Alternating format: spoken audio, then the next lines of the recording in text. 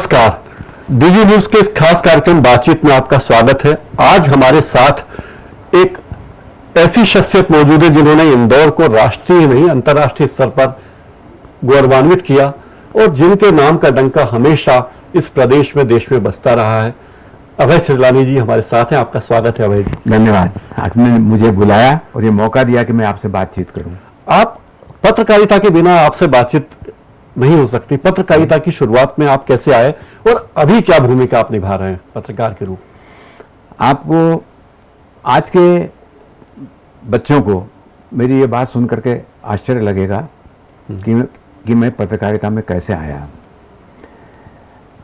नई दुनिया 1947 से शुरू हुई 5 जून 1947 को, और वो ऐसा समय था जब जो आज़ादी की लड़ाई में या स्वतंत्रता आंदोलन में जिन लोगों ने हिस्सा लिया था वो मान के चलते थे कि आम लोगों तक पहुंचने के लिए समाचार पत्र की आवश्यकता है।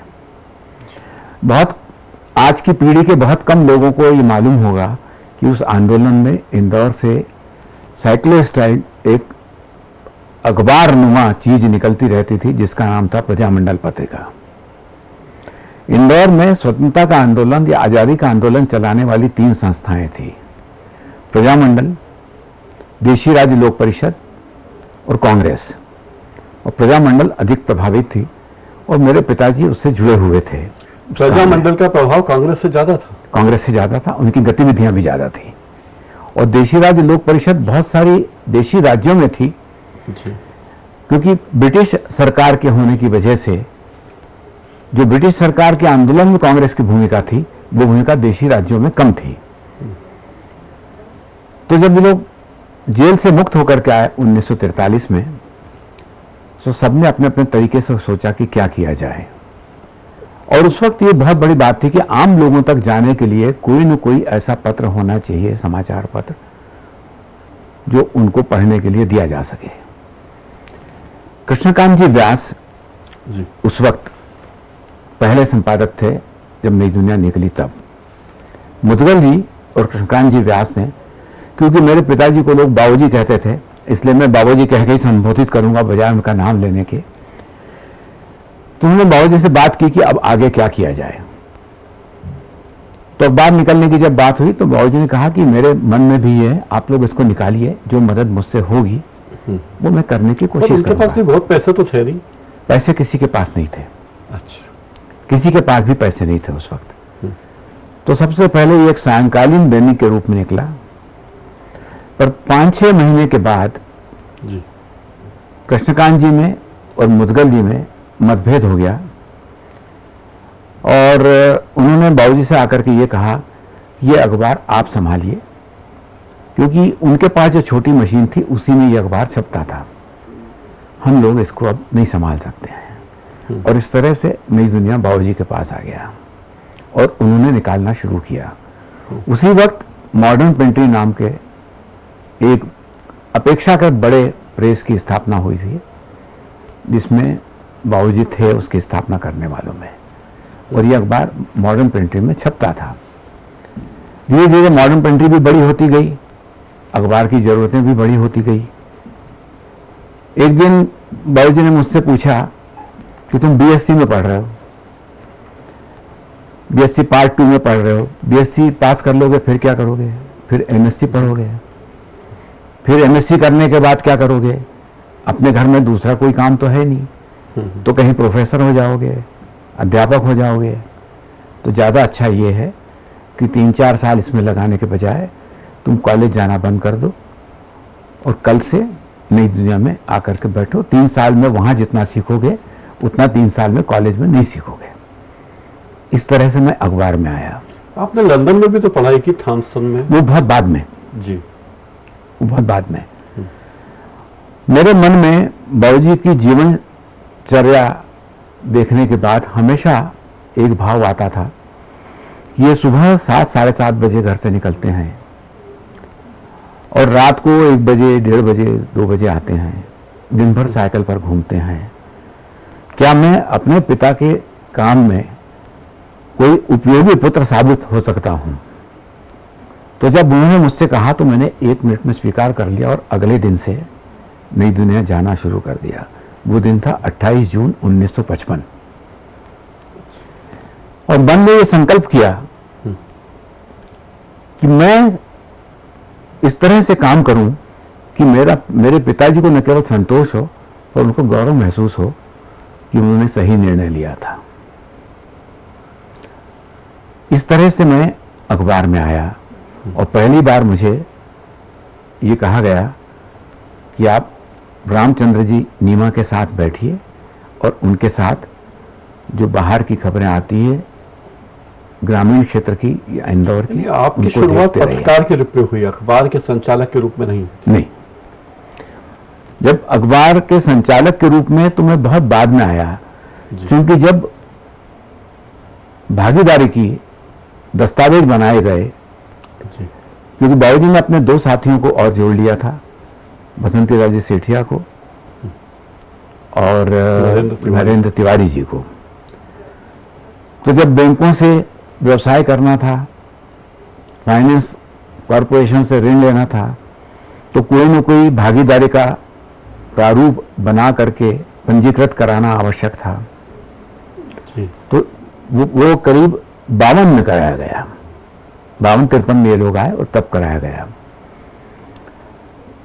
तो मैं जब गया तब ये एक भागीदार संस्था थी और मुझे भेजा गया था तिवारी जी के पास और उन्होंने कहा कि आप नीमा जी के पास बैठिए। बाबूजी ने 2 आज्ञाएं मुझे दी थी कि एक तो उनके पास किसी की शिकायत लेकर के नहीं आऊं। अच्छा, ये कहा था कि शिकायत लेके आप नहीं जाएंगे किसी? हाँ, उनके पास नहीं जाऊंगा। ठीक है। अगर कोई बात करना है और कोई शिकायत है तो राहुल जी से बात करें, जो उस वक्त उसके संपादक थे। और दूसरा, जो भी पूछना होगा वो राहुल जी से पूछें, मुझसे कुछ नहीं पूछें इसके बारे में। आपको लगता है, ऐसा कई लोगों को लगता है कि अभय छजलानी अगर इंदौर में नहीं रहते होते, दिल्ली में रहते होते, तो वे एक अंतर्राष्ट्रीय स्तर पर बहुत, अभी भी सम्मान आपका है, मान्यता है, लेकिन शायद आपकी ग्राह्यता ज्यादा होती, ज्यादा लोग आपको जानते हैं, ज्यादा बड़ा ओहदा आपका होता। कोई ऐसा लगता है आपके मन में कि इंदौर में रह के मैंने अच्छा काम नहीं किया? मैंने ये कभी सोचा ही नहीं। मेरे मन में केवल एक ही लक्ष्य था कि बाबूजी ने जो अखबार शुरू किया है, उनके पास धन नहीं था, उनके पास अपना आत्मविश्वास था, उनके पास उनके कुछ साथी थे। तो मैं इस अखबार में इस तरह से काम करूं कि ये अखबार देश में हिंदी भाषा का एक सुपरिचित अखबार बन जाए और लोग ये सोचें कि हम नई दुनिया बन जाएं। तो मैं दिल्ली जाऊं और दिल्ली में काम करूं, ये मेरे मन में कभी नहीं आया। मैंने प्रारंभिक दौर में अखबार में करीब 10 साल तक 20 घंटे रोज काम किया और जब मैंने छोड़ा या जब मैंने अपने बेटे को ये सुपुर्द किया, तब तक भी मैं 18 घंटे काम करता था और मेरा जीवन केवल नई दुनिया और नई दुनिया था। अभी आप अपने आप को कहां पाते हैं पत्रकारिता में? मैं पत्रकारिता में कहां पाता हूं इसका निर्णय मेरे लिए करना मुश्किल है, क्योंकि मैंने पत्रकारिता में काम किया करीब 52 वर्ष तक लगातार। न रविवार की छुट्टी मनाई, न दशहरा दिवाली की छुट्टी मनाई।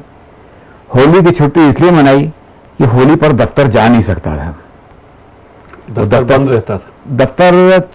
दफ्तर तो रविवार को भी कम काम होता था। शुरू में इंदौर के अखबारों में 13 छुट्टियां वर्ष में हुआ करती थी। ये बाद में घट करके 3 छुट्टियों तक आया है। तो उन छुट्टियों में भी मैंने कभी छुट्टी नहीं ली। आप इल्ना के अध्यक्ष रहे, आईएनएस के चेयरमैन रहे, कई संस्थाओं के जो प्रेस काउंसिल में आप रहे, इतने राष्ट्रीय स्तर की संस्थाओं में आप बड़े बड़े पदों पर रहे। क्या सीखा आपने वहां? इल्ना में तो पहले तो ये स्पष्ट जानना जरूरी होगा कि आईएनएस और इल्ना अखबारों के ये 2 संगठन क्यों थे। जी। आईएनएस में सभी जिनको हम बड़े अखबार कहते हैं, अधिक पन्ने वाले अखबार हुआ करते थे उस वक्त, वो इसलिए बड़े कहलाते थे। उनको निकालने वालों के पास साधन काफ़ी थे, इसलिए वो बड़े कहलाते थे। वो बड़े शहरों से निकलते थे, इसलिए वो बड़े कहलाते थे। पर जो क्षेत्रीय अखबार थे, भाषाई अखबार थे, उनकी भी अपनी समस्याएं हुआ करती थी। तो उनकी समस्या के लिए एक नई संस्था बनी जो इल्ना कहलाई, Indian languages newspaper association, regional newspaper association. क्योंकि समस्याएं होती थी सरकार से बात करने में। जी। तो उस वक्त सरकार ने भी ये विभाजन कर रखा था कि बड़े अखबारों को इंपोर्ट के लिए, न्यूज़ प्रिंट आयात करने के लिए जो दर निर्धारित किया जाता था, एक कमेटी, एक संस्था सरकार ने बनाई थी, केंद्रीय सरकार ने, कि जो छोटे अखबार हैं, जो भाषाई अखबार हैं, जो क्षेत्रीय अखबार हैं, उनको आयातित न्यूज़ प्रिंट कुछ कम कीमतों में दिया जाए। इसको किया जाए, सब्सिडी से दिया जाए, ये कह सकते हैं आज की भाषा में, पर कम कीमतों में दिया जाए। उसके लिए एक अलग संस्था थी और वहाँ आपको अपनी अर्जी लगाना पड़ती थी। तो इल्ना को ये लगा कि क्षेत्रीय अखबारों को कोई संरक्षण देने वाला अगर नहीं होगा, कुछ लोगों को ये लगा, जैसे जन्मभूमि के जो लोग थे, मैं एक सज्जन और थे जिन्होंने इसमें हिस्सा लिया, मैं पूना के थे, मैं उनका नाम भूल रहा हूँ, उन्होंने और जन्मभूमि वालों ने मिल करके ये संस्था बनाई और क्षेत्रीय अखबारों की आवश्यकताओं की पूर्ति हो सके, इसके लिए केंद्र के समक्ष हमेशा अपनी बात रखी। आईएनएस में बड़े अखबारों की बात होती थी, अब बात अलग है, बड़े और छोटे अखबार में कोई अंतर नहीं रह गया है। ओपन पॉलिसी सरकार की है, न्यूज़ प्रिंट बहुत महंगा हो गया है। वो समय वो था जब छोटे अखबार बड़े अखबारों के क्षेत्र में जाने की कोशिश करते थे। आज का समय ये है कि बड़े अखबार छोटे अखबारों के क्षेत्र में आने की कोशिश कर रहे हैं। नहीं, वो बड़े हो गए हैं। बड़े तो हो गए हैं, पर हैं अभी आज भी क्षेत्रीय हैं। क्षेत्रीय इस माने में है कि उनके पन्ने ज्यादा हो गए हैं। हाँ। उनमें विज्ञापन ज्यादा आने लगे हैं, क्योंकि लोगों की जीवन पद्धति बदल रही है, बेचने वालों की और खरीदने वालों की और उपयोग करने वालों की। पर छोटे अखबार आज भी इस माने में छोटे हैं कि उनके पहुंच का दायरा छोटा है। जैसे इंदौर में, अगर इंदौर से अखबार निकलता है तो वो उज्जैन शहर के पास की जगह में भी, अगर जब तक 2 बजे तक रात को रवाना नहीं हो तब तक सवेरे नहीं पहुंच सकता। पर अब साधन हो गए हैं, इसलिए आप एक मशीन उज्जैन में भी लगा सकते हैं, जहां 4 पेज छाप करके बाकी पेजों में जोड़ सकते हैं। जी। आज की बात करना उस बात की तुलना में बहुत अलग होगा। हाँ। इसलिए उसको मैं ज्यादा विस्तार से नहीं बता रहा हूं, पर इसलिए वो छोटे थे कि कम साधनों से निकाला जाता था। जो काम करते थे उनको कम तनख्वाहें दी जाती थी और वो एक अच्छी संस्था में काम कर रहे हैं या एक अच्छे काम में जुटे हुए हैं, ऐसी एक राष्ट्रीयता की भावना उनमें होती थी। आपने कॉलम भी एक लिखा है, बरसों बरस, एक गुजरता कारवां। जी हाँ। अभी आपका पत्रकारी कार्य क्या है? पत्रकारी कार्य मेरा कुछ नहीं है, क्योंकि जो मैंने अखबार में लिखा था जी 52 साल में या 55 साल में, शायद ही कोई विषय ऐसा हो जिस पर मैंने नहीं लिखा। एक पहले 10 साल तक अपने नगर में घूम करके पत्रकारिता की, जिसको हम सिटी रिपोर्टिंग कहते हैं, केवल एक रिपोर्टिंग का एक क्षेत्र मैंने पत्रकारिता में नहीं किया, और वो क्षेत्र था कि मैंने कोर्ट का रिपोर्टिंग नहीं किया। मैंने दंगों का रिपोर्टिंग किया, खुद दंगों में जाकर के। मैंने बड़े बड़े नेताओं की सभाओं का रिपोर्टिंग किया। मैं सन 56 में जब इंदौर में कांग्रेस का अधिवेशन हुआ था, तब उसकी सोवेनिया कमेटी में था, तब मैंने वो काम किया। तो जहां तक पत्रकारिता के विभिन्न क्षेत्रों की समझ का सवाल था, वो मैंने विश्वास पूर्वक किया। नई दुनिया की एक जमाने में तूती बोलती थी। ये कहा जाता कि मंत्रिमंडल में कौन व्यक्ति लिया जाएगा, ये नई दुनिया के सर्वे सर्वा लोगों से पूछ कर लिया जाता था। नई दुनिया का एक न एक व्यक्ति सीधा मंत्रिमंडल में होता था। हाँ। आज ऐसा नहीं है। क्या पत्रकारिता का महत्व कम हो गया या नेताओं का कद बढ़ गया? क्या अब ये दोनों बात को छोड़ करके तीसरी बात है कि आज के नेतृत्व में ऐसे लोग जो समाज में प्रतिष्ठा प्राप्त हैं हाँ। अपनी ईमानदारी के लिए, अपने काम के लिए, और जो अपने दल के आदर्शों को सम्मानपूर्वक स्थापित बनाए रखना जिनकी भूमिका में पहले क्रम पर है, वैसे लोग नहीं हैं। नई दुनिया ने खुद ने कभी भी राजनीति नहीं की। बाबूजी कांग्रेस के, जिसको कहते हैं कि 4 आने में उस वक्त सदस्यता मिलती थी, वैसे भी सदस्य नहीं थे, पर चूंकि सारे जेल से निकले हुए साथी थे, तो जिनको वो अपनी जेल में आदर के रूप में देखते थे, जिन्होंने आजादी के लिए बलिदान किया, जिन्होंने आजादी के लिए बलिदान किया था, उसी आदर के रूप में उनका सम्मान जब तक वो अखबार में रहे, अखबार में भी बना रहा। बाद में कई दशकों तक इस कि जो नया मुख्यमंत्री बनता था, इंदौर आते ही सबसे पहले वो नई दुनिया के दफ्तर जाता था, वहां चाय पीने के बाद वो आगे की कार्रवाई। वो पुरानी पीढ़ी का रिश्ता था जी।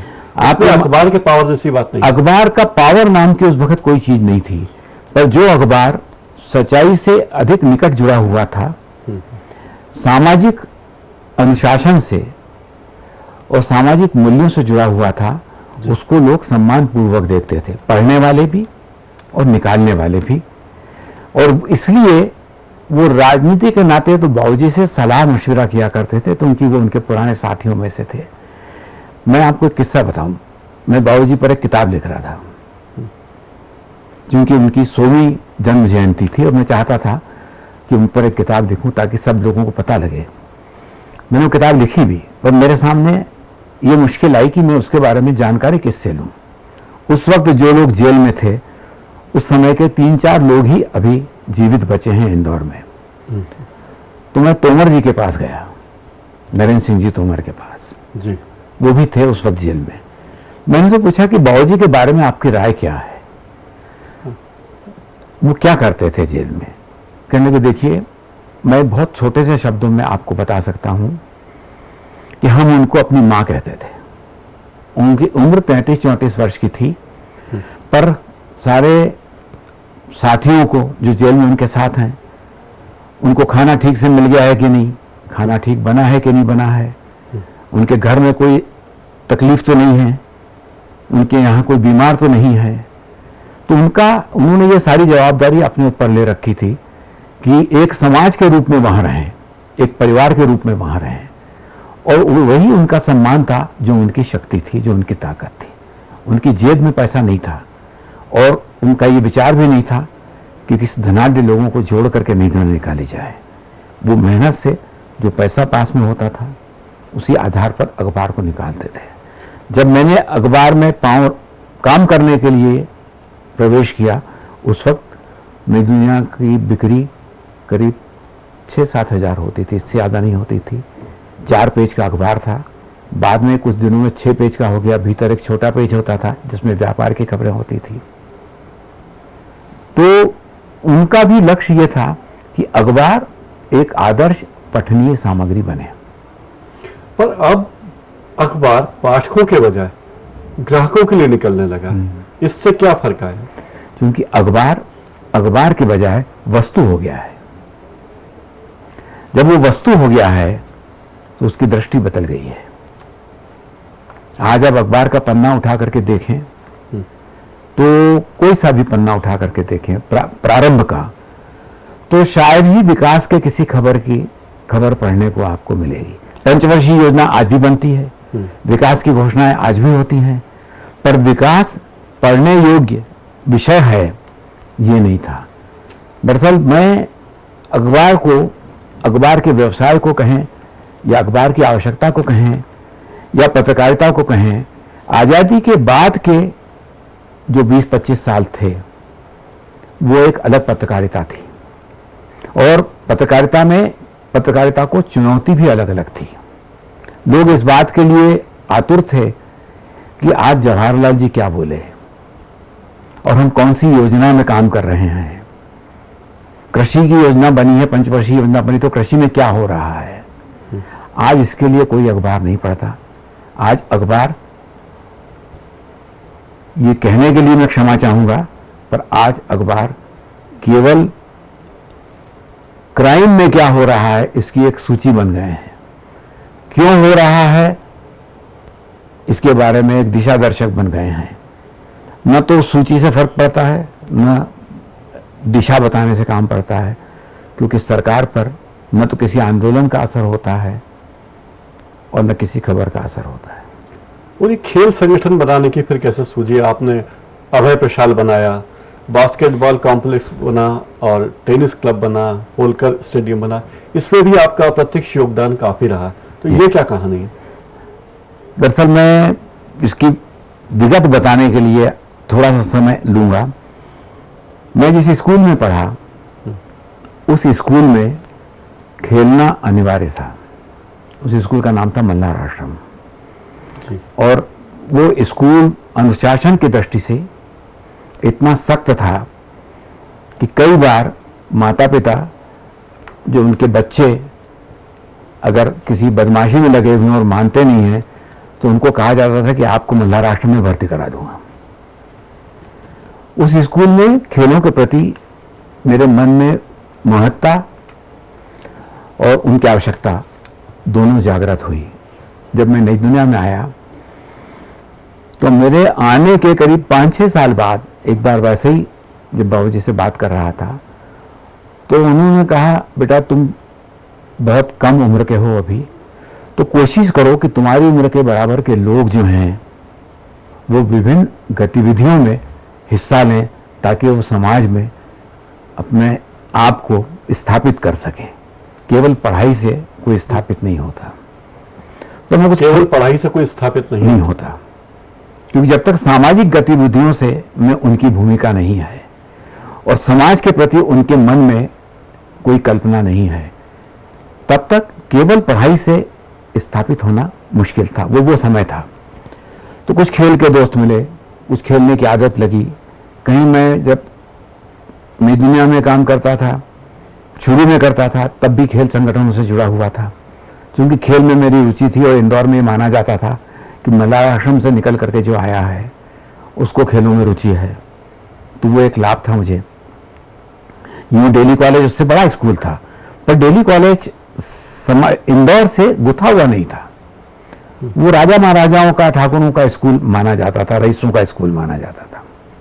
मल्हार आश्रम होलकर स्टेट ने जानबूझ करके जो भर्ती नहीं हो सकते लोग,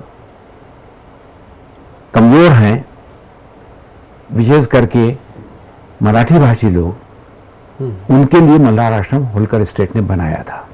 और आपको ये जान के ताज्जुब होगा, केवल 25 रुपए के फीस पर सारे साधन वहां मिलते थे। महीने की 25 रुपए फीस थी उस वक्त।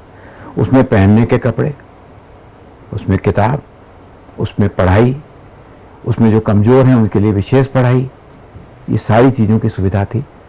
हॉस्टल था जिसमें रहना पड़ता था, भोजन वहीं मिलता था। मल्हार आश्रम में उस वक्त पढ़ने वाले लड़कों ने जो भोजन किया वो शायद आज मेरी उम्र के बहुत कम लोग होंगे जिन्होंने किया। 47 में अकाल पड़ा था और लाल ज्वार आई थी अमेरिका से और बाद में लाल गेहूं आया था। तो जो ज्वार आई थी वो ऐसी लगती थी कि जैसे काली मिट्टी का कोई ढेपा हो, और उस ज्वार की बनी हुई रोटी को जब वहां के सुपरिंटेंडेंट के का जो पालतू कुत्ता था उसके सामने डाला जाता था तो सूंघ के निकल जाता था और खाता नहीं था। और बहुत कम बच्चे ऐसे थे, ये मध्य भारत का जमाना था, बहुत कम बच्चे ऐसे थे जो शायद एक रोटी से अधिक खाते हों। मैंने तो आधी रोटी से ज़्यादा कभी नहीं खाया। बाद में कुछ मतलब मध्य भारत के मिनिस्टरों को ऐसा लगा कि कुछ करना चाहिए, तो कुछ एक समय जौ की रोटी खा सकें इतनी जौ का कोटा देने लगे। लंबा किस्सा है, पर एक घटना के नाते उसका उल्लेख करना चाहता हूं जो अभी तक बहुत लोगों को मालूम नहीं है। तो वहां से आने के बाद जब खेल में जुड़ गया, खेल में जुड़ा तो मैं करीब करीब सब खेलों में किसी न किसी पद पर रहा, चाहे कबड्डी हो, खो खो हो, फुटबॉल हो, बास्केटबॉल हो, हॉकी हो, टेबल टेनिस हो, सब में रहा मैं। एक दिन मैंने ये सोचा कि हमारे यहाँ का जो स्टेडियम है, उसमें दिन भर, स्टेडियम तो बन गया था, बड़ा स्टेडियम जिसको हम कहते हैं, उसमें गाय चरती रहती थी। तो हमने नगर निगम से ये कहा कि आप हमको एक कमरा दे दीजिए, एक छोटा हॉल दे दीजिए, तो हम वहाँ टेबल टेनिस खिलाना शुरू कर दें। तो वहाँ मिल गया एक जगह, खेल चलने लगा। तब मैं टेबल टेनिस के खेल में आ गया था। 61-62 में हम लोगों ने Indore district table tennis association बनाया था। मैं था, सुरेश गावड़े थे, यशवंत पंतो जी थे, रवि न्यूसरकर थे, राहुल जी थे, सब लोगों ने मिल करके। होते होते एक बार सन 73 या 74 में नेशनल टेबल टेनिस फेडरेशन ने, table tennis federation of India उसको हम कहते थे, उन्होंने नेशनल चैंपियनशिप टेबल टेनिस का करने के लिए इंदौर को जवाबदारी सौंपी। जब सुरेश गावड़े इस पर हाँ करके आए तो मैंने उनसे कहा कि भाई कहाँ करोगे, इंदौर में तो 2 टेबल से ज़्यादा लगाने की कोई जगह नहीं है जी। तो उसको हमने भंडारी मिल में, तब भंडारी जी ने 3 गोडाउन ऐसे बनाए थे जहां वो कोई दूसरी इंडस्ट्री डालना चाहते थे, और इसका मुझे अंदाज था जी। पर ये मिल बिक चुकी थी। तो जिन लोगों ने खरीदी थी, मैं उनके पास, हम कुछ लोगों को लेकर उनके पास गया कि अगर आप ये गोडाउन दे दें और इसके बीच की दीवार तोड़ने की इजाज़त दे दें तो हम यहाँ पर एक इस टूर्नामेंट के लिए हॉल बना सकते हैं, क्योंकि एक एक उनका गोडाउन 100 फीट लंबा और 60 फीट चौड़ा था जी। जब वो सब हमने कर लिया, उन्होंने दे दिया, हमने कर लिया, बहुत अच्छा टूर्नामेंट हो गया। उसके बाद से मेरे दिमाग में ये बात थी, मेरे विचार में ये बात थी, और हम लोगों ने कोशिश की थी कि जब उस टूर्नामेंट के लिए पैसा इकट्ठा कर रहे हैं तब थोड़ा सा पैसा निकाल के अलग रख दें, ताकि कोई एक छोटी मोटी टीम की टपरिया बना सके जहाँ टेबल लगा के रख सकें खेलने के लिए। वो 41,000 रुपया था उस वक्त का। जब सेठी जी चीफ मिनिस्टर होकर के यहाँ आए, एक बार मैं उनके साथ खेलों के बारे में बातचीत कर रहा था। सेठी जी के पहले खेल का विभाग सोशल वेलफेयर डिपार्टमेंट में था, उसका अलग विभाग नहीं था। तो उन्होंने खेल के लिए एक अलग विभाग बनाया। अच्छा, खेल मंत्रालय सेठी जी ने बनाया। मैंने उनसे कहा, जब हम उस यशवंत क्लब के पास की सड़क से गुजर रहे थे बात करते हुए, तो मैंने उनसे कहा कि ये जो मैदान है ये होलकर के क्रिकेट का मैदान रहा है, और होलकर ने अपना सारा क्रिकेट का स्वाभिमान यहाँ से जीता है, तो आप इस मैदान को खेल के उपयोग के लिए क्यों नहीं दे देते। उन्होंने कहा कि अच्छा सुझाव दिया आपने, मैं खुद परेशान हूँ कि इंदौर से मेरे पास इतने आवेदन आते हैं इस मैदान के किसी न किसी टुकड़े को लेने के लिए, और मैं उसमें देना नहीं चाहता हूँ। तो उन्होंने तत्कालीन कलेक्टर संभवतः सूद साहब थे, तो उनको ये कहा कि आप मेरे पास 10 दिन के भीतर कोई ऐसा प्रस्ताव बना करके भेजिए कि ये मैदान खेल के लिए कैसे उपयोग में किया जा सकता है। वहां से ये सिलसिला शुरू होता है जी। राजनीति का हाल क्या है इंदौर में? राजनीति अभी जो चल रही है ठीक चल रही है या नहीं चल रही? मेरे ख्याल से खाली राजनीति कहना इसको गलत होगा। इंदौर में निजी राजनीति चल रही है। निजी राजनीति, विचार इसमें से गायब हो रहे हैं। विचार उसमें से गायब हैं और संस्कार उसमें से गायब हैं। इससे बड़ी बात क्या हो, इससे बड़ा प्रमाण और क्या हो सकता है कि कांग्रेस ने अपने यहां गंगाराम जी तिवारी को वर्षों तक अध्यक्ष बनाए रखा। जो बदलने का समय था वो नहीं बदला। वो एक बहुत कई वर्षों पहले का उदाहरण है।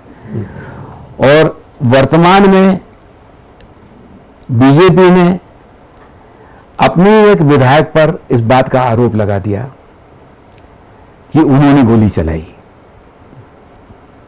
आपको एक बात और बता दूं कि बीजेपी इंदौर में बहुत पुरानी संस्था रही है। पहले, सबसे पहले प्रसिद्ध वैद्य रामनारायण जी शास्त्री ने विधायक का चुनाव लड़ा था। जीत नहीं पाए थे, वो अलग बात है, वो चुनाव उन्होंने लड़ा था। तब से लगा करके अभी तक स्थिति यह है बीजेपी की। कांग्रेस तो एक ऐसी अवस्था में है जिसको हम उच्चारण करने के लिए, समझने के लिए संगठन कह दें, पर वो एक सुव्यवस्थित संगठन है और शक्तिशाली संगठन है, ये कहना मुश्किल होगा। और बीजेपी पटरा जी के कार्यकाल में जब वो मुख्यमंत्री थे, तब 3 साल तक बीजेपी अपने डिस्ट्रिक्ट प्रेसिडेंट का चुनाव नहीं कर सकी थी। क्या मध्य प्रदेश की राजनीति में इंदौर को पूरा महत्व मिलता है? नहीं मिलता है। नहीं मिलता। इसलिए नहीं मिलता है कि ये एक भ्रम जब से मध्य प्रदेश बना है तब से चला आ रहा है कि इंदौर तो एक विकसित शहर है, इसलिए इंदौर से पैसे बटोर करके सरकार दूसरे इलाकों में विकास में लगा सकती है, और वो क्रम आज तक चल रहा है। भोपाल में नर्मदा आई तो भोपाल में नर्मदा का पानी लाने का खर्च राज्य सरकार ने उठाया। इंदौर का खर्च और बिजली का खर्च नगर निगम दे नहीं पा रहा है। आपको लगता है कि इंदौर के साथ सौतेला बर्ताव हो रहा है? न केवल सौतेला बर्ताव हो रहा है, पर इंदौर में नर्मदा एक आंदोलन के कारण आई। इंदौर में नर्मदा लाना शायद सरकार की इच्छा नहीं थी। मैं शायद इसलिए कह रहा हूं कि कोई ये पूछेगा कि आपके पास इसका प्रमाण क्या है, तो कुछ लिखित बात तो थी नहीं कि जिसके लिए प्रमाण दिया जा सके। पर इंदौर में शायद ये एकमात्र हिंदुस्तान का ऐसा शहर था जहां जनता ने 45 दिन तक शांत आंदोलन किया। एक कंकरी भी ऐसी नहीं फेंकी गई जिससे किसी का कांच फूटा हो, और एक दुकान पर भी किसी ने जाकर के कोई डंडा नहीं बजाया कि आज हड़ताल है इसलिए तुम अपनी दुकान बंद रखो। वो एक ऐसा इंदौर बंद था जिसमें पान की दुकान और पानी भरने के नल तक भी लोग नहीं गए थे। शुक्ला जी, श्यामाचंद्र जी शुक्ला यहाँ आए और उन्होंने जब यहाँ आने की बात कही कि मैं आकर के इंदौर के लोगों से बात करूंगा, तो वो आंदोलनकारी, नर्मदा आंदोलनकारी जो इकाई बनी थी, उन्होंने कहा कि आप यहाँ आने के पहले अपना एक सफेद व्हाइट पेपर जारी कीजिए कि आप नर्मदा के बारे में क्या सोचते हैं। सरकार ने एक व्हाइट पेपर जारी किया और ये कहा कि इंदौर में नर्मदा लाना क्यों मुश्किल है और लाएंगे तो क्या होगा। तो जो नर्मदा आंदोलन समिति बनी हुई थी, उसने भी अपनी एक कमेटी बनाई जो रिटायर्ड इंजीनियर, चीफ इंजीनियर या जानकार इंदौर में रहते थे। सरकार अपनी कमेटी लेकर के आई, उन्होंने अपनी कमेटी बनाई और अक्रॉस द टेबल दोनों के बीच में इस बात की बहस हुई कि इंदौर में नर्मदा आ सकती है कि नहीं आ सकती है और क्यों लाना जरूरी है। ये मैं आपको बिल्कुल प्रारंभिक दौर की बात बता रहा हूँ। और अगर नर्मदा इंदौर नहीं आती तो आज इंदौर इतना बड़ा शहर नहीं होता, पानी मिलता ही नहीं जी। क्योंकि इंदौर में जब चंबल बांध बना था, तब चंबल बांध ने इस इलाके के वर्षा की, जिसको हम कहते हैं रेनफॉल साइकिल का स्टडी की थी जी। सामान्यतः यह माना जाता है कि रेनफॉल साइकिल 3 साल या 4 साल की होती है, अर्थात 1 साल कम पानी बरसता है, 1 साल समान पानी बरसता है, 1 साल ज्यादा पानी बरसता है। पर चंबल की रेनफॉल साइकिल 7 वर्ष की मानी गई, तो उससे इस सारे इलाके के रेनफॉल साइकिल का अंदाज हो गया। और ये मेरा कहना नहीं है, एक मैगजीन निकला करता था भारत सरकार का, अभी भी निकलता है, जिसमें सिंचाई की जानकारी आती थी, भगीरथ उसका नाम था, अभी भी निकलता है शायद वो। उसमें पढ़ा हुआ आर्टिकल मैं आपको बता रहा हूँ। और उसमें से जब ये बात हुई तो ये तय हो गया कि इंदौर में जो बार बार पानी कम होता है, आबादी बढ़ती जाती है, कि इंदौर मालवा और निमाड़ में एकमात्र ऐसा शहर था जहां लोगों को काम करने के लिए जगह मिल सकती थी। तो वो यहाँ आते थे, बसते थे, पर पानी का पता नहीं होता था। तो अगर नर्मदा नहीं आती, हालांकि आने के बाद भी नर्मदा ने आवश्यकता अनुसार पानी की पूर्ति नहीं की और आगे भी नहीं कर पाएगी और महंगाई बढ़ाते जाएंगे। पर उस वक्त ये बात हुई थी कि यशवंत सागर का पानी देने में जो खर्चा आता है और नर्मदा का पानी देने में जो खर्चा आता है, उनको मिला करके भी बिजली का जो दर बनता है, उस दर को बहुत सस्ते दर के रूप में रखा जाए, क्योंकि अगर बिजली का दर ज्यादा रखा जाएगा तो लोगों के लिए बहुत मुश्किल होगी। पर उन बातों की सुनवाई नहीं हुई। न केवल आपने नर्मदा की बात कही है कि नर्मदा भोपाल में सरकार ले आई और बाकी में इंदौर में लोगों को आंदोलन करना पड़ा। आप यूनिवर्सिटी की बात कीजिए। जब इंदौर में विश्वविद्यालय बना तब शंकर दयाल जी शर्मा शिक्षा मंत्री थे। उन्होंने कहा कि इंदौर से अगर 50 लाख रुपया मिलेगा तो वहां विश्वविद्यालय बनाया जाएगा, और इंदौर के लोगों ने उसके लिए 50 लाख रुपया दिया। अब मैं शायद गलत हो सकता हूं कि 50 दिया कि 30 दिया, पर एक बड़ा धन यूनिवर्सिटी बनाने के लिए दिया। तब इंदौर में यूनिवर्सिटी मतलब जन सहयोग की परंपरा यहाँ पुरानी है। सड़कें बनती तो अब कहा जाता है कि आप पैसा दो, आधा पैसा आप दो, सीमेंट आप दे दो, तब से चला आ रहा है। भोपाल में ऐसा नहीं है, उज्जैन में ऐसा नहीं है, रायपुर में ऐसा नहीं। मध्य प्रदेश से छत्तीसगढ़ के अलग होने के बाद ये मध्य प्रदेश के हित में हुआ क्या सोचते हैं? मैं सोचता हूं कि मध्य प्रदेश के हित में हुआ या अहित में हुआ, इसके बारे में तो मैं नहीं कुछ नहीं कहना चाहूंगा, पर इंदौर के अहित में हुआ। कैसे? इंदौर के अहित में इसलिए हुआ कि आज भी इंदौर में अंडरग्राउंड ड्रेनेज नहीं बनी हुई है, और जो ड्रेनेज होलकर राज्य ने 1.25 लाख की आबादी के लिए बनाई थी, जो पानी के लिए 1.25 लाख 1.5 लाख की आबादी के लिए बनाया था, क्योंकि तब आबादी इससे ज्यादा नहीं थी, हम उसी ड्रेनेज का उपयोग कर रहे हैं और उसमें जोड़ते जा रहे हैं। इसीलिए जब पानी बढ़ जाता है उसमें तो पाइप फूट जाता है। इंदौर में आज से शायद 15 से 20 साल पहले इंदौर की अंडरग्राउंड ड्रेनेज स्कीम बना के भेजी गई थी, पर वो स्कीम आज तक स्वीकार नहीं हुई, और इंदौर के बाद ग्वालियर से एक स्कीम भेजी गई, वो स्वीकार होकर के ग्वालियर में ही काम हो गया। इसका मतलब क्या हमारे नेताओं में ताकत नहीं? हमारे नेताओं में सेठी जी के बाद और अर्जुन सिंह जी के बाद, श्यामाचंद जी शुक्ला के बाद, इन 3 नेताओं के बाद कोई ऐसा ताकतवर मुख्यमंत्री नहीं हुआ कि जो जाकर के कुछ चीजें इंदौर के लिए ला सके। केवल 2 लोग हैं जिन्होंने इंदौर के लिए उल्लेखनीय संस्थाओं की स्थापना की, एक अर्जुन सिंह जी और दूसरे प्रकाश चंद जी सेठी। प्रकाश चंद जी सेठी ने अपनी कैबिनेट को नाराज करके नर्मदा योजना को काम चालू करने का बजट दिया, और अर्जुन सिंह जी ने IIM और IIT दिया, IIM दिया, पीतमपुर दिया, स्टेट दिया, केट दिया। भविष्य कैसा देखते हैं आप? इंदौर का कोई भविष्य है? आप देखें इंदौर के बराबर के पुणे, इंदौर से थोड़े बड़े पुणे, जयपुर, बड़ौदा बहुत आगे निकल गए। दक्षिण में देखो तो कोच्चि, त्रिवेंद्रम बहुत आगे निकल गए। हम पिछड़े हुए हैं। इंदौर के लोग अगर तय कर लें कि हमको अच्छे, प्रबल, प्रभावशाली नेता को चुनना है, और हमको, चूंकि मेरे पड़ोस में रहता है, मेरा दोस्त है, मेरे समाज का है, उसने मेरे बेटे को स्कूल में भर्ती कराने के लिए मदद कर दी है, अगर इन आधारों पर हम अपने नेता चुनेंगे तो इंदौर की स्थिति दुर्गति में ही रहेगी। पर अगर हम प्रबल नेता चुनेंगे तो इंदौर में ये ताकत है कि अपने स्वयं की ताकत उसमें जोड़ करके इंदौर को बेहतर बना सकता है।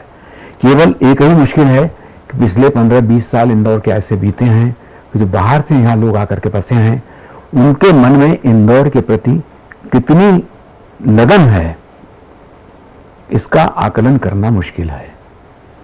शायद इंदौर एकमात्र ऐसा शहर है कि जहां 2 ऐसे लोग हैं इंदौर जिले में जिनको सांसद में सांसद बने रहने में 18 साल से ज़्यादा का मौका मिला और कुछ ऐसा ताकत लगा करके कुछ नहीं कर पाए। एक तो मालवीय जी थे जो राज्यसभा में थे, एक वर्तमान में सुमित्रा जी हैं। तो सुमित्रा जी की पार्टी में इतना विभाजन है कि वो पार्टी सुमित्रा जी का सम्मान बढ़े इसलिए भी ताकत लगाने को तैयार नहीं है। चलते चलते आपकी भविष्य की क्या योजना है?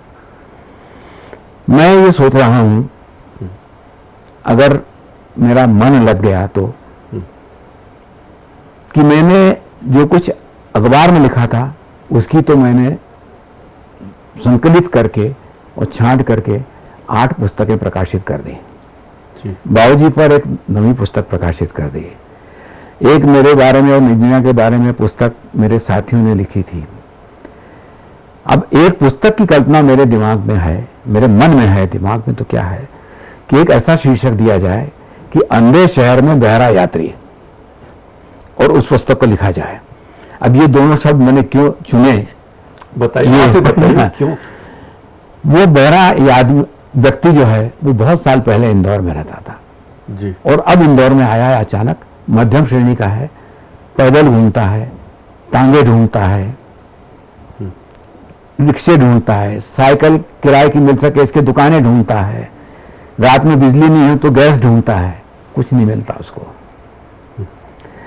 उसको समझ में नहीं आता कि मेरे शहर को क्या हो गया। जिस जगह से निकलता हूं वहां या तो सड़क खराब मिलती है या कोई कानून का पालन नहीं करता है या कहीं लोग पेड़ काट करके सड़क बना रहे हैं। और अंधे शहर में इसलिए कि ये शहर की आंखें हैं पर वो जो बोल रहा है वो सुन नहीं रहा है, तो वो और उसको फुर्सत नहीं है कि वो उंगली से बताए और लिख के समझाए कि ये शहर ऐसा क्यों हो गया। तो इसी कल्पना मेरे मन में है, शायद मैं लिख पाऊं। अगर नहीं लिख पाया तो मैं कोशिश करूंगा कि अपनी ऑटोबायोग्राफी लिखूं।